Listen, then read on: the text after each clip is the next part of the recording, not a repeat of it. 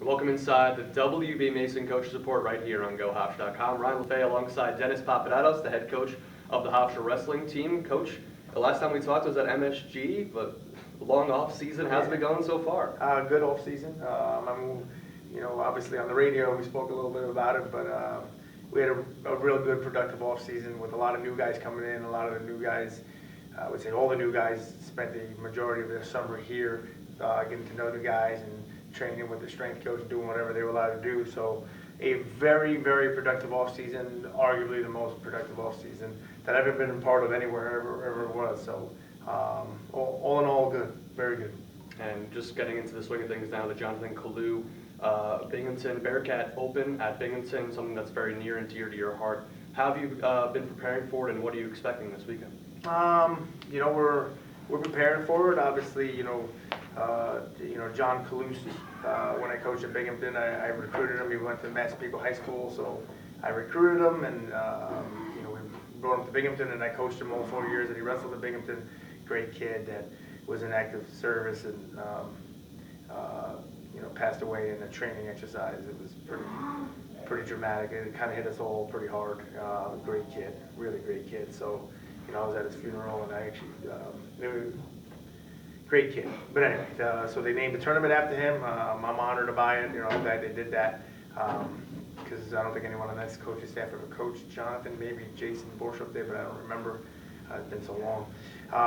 So we're ready. We're bringing 6 guys attached, and the entire team's wrestling, but 6 guys are coming with Hofstra, and that has to do with amount of dates. NCAA, if you bring 6 or less guys, it doesn't count as one of your 16 dates, and I'm saving a date. So everyone that has not redshirted yet is going unattached, so we can keep that option open.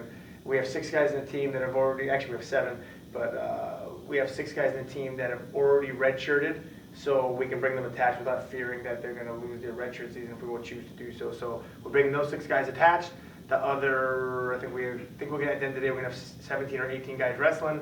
The other guys are getting their own cars. They paid their own entry fee. We'll be there. We can't coach them in the corner. They're going to wear their own singlets, but we'll obviously be allowed to be loud fans, 2 feet off the mat, and at least watch how they're competing. And but we're excited. I think we're ready to go. We put a really good practice day yesterday. Not that we haven't put other good practice day. Yesterday was a good day. So we're ready to go. The guys are hungry to bang with someone else that they don't bang in here with. Right. I know it's early on in the season so far, Coach, but how is the lineup looking so far? What battles are we seeing at certain weight classes? Do you think that it's set in stone yet for the weekend, or is this just going to keep changing as the season progresses? We got 2 more weeks, and then I think it's going to be not set in stone, but it's going to be pretty close. Like, I'm using these this week, and then the New York State Intercollegiate, where you can put guys unattached in the B tournament, and you can also put 10 starters in, but you don't need to put them at the 10 weights. You can put 2 guys at a weight, which we may do with some weights, to really iron out who's going to redshirt, who's going to be in the lineup by the grapple to guard. And that's what I really would like to know. I wouldn't say it's set in concrete then, or stone, but it's going to be, at that point, it will be what I'm going with set in stone, but that could change because it's a long season. So nowhere near. We definitely have some battles. 41 is going to be a battle. Kyle couldn't wrestle off. 25, we're going to see what Garrett Lambert comes back and make sure he's okay. 57 is going to be a battle, even though Ricky Stam won the wrestle and he looked real good. We still may redshirt Ricky Stam. 65, Bobby Fair wasn't able to wrestle. We don't know what we want to do with Oliveri. We don't know what we want to do with Sage Heller yet. 84,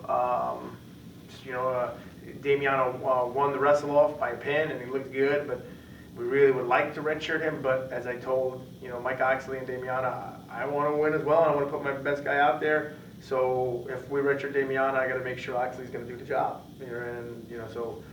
But Oxley's, hopefully he's taking that advice to heed. And I mean, I just wrestled with him this morning, so he's in there trying to get his extra workouts in, and then we'll play it by ear. So it's really not much was cleared. You know what I'm saying? Not much was cleared watching the wrestle off. In fact, Ricky Stam threw another wrinkle. We're like, oh, maybe he's more ready than we realized. But we still may redshirt him. And of course, next weekend, New York State Intercollegiates. How are you preparing for that open as well? And are you going to send a different lineup that weekend than you are this weekend? Possibly. So a lot's going to come into what happens this weekend. Like I said, I want to play with a lot of things over these 2 tournaments, and I want to keep guys that possibly will redshirt, even if they're only 20% chance redshirt, to try to keep them, their redshirt open all the way until the gravel.